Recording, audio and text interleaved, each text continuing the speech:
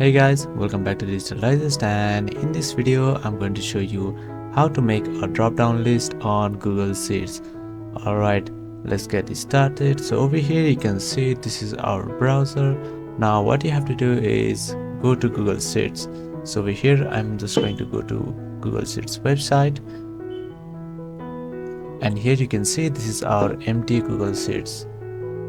And once you reach here, you can see on the top side you have various options such as file, edit, import, insert, data, tools. So here what you have to do is just click on data, and once you have clicked there, on the bottom side you can see the various options. What you have to do is click on this data validation. So once you have done that, you can see the option for add rule. So now what you have to do is just click on this add rule button.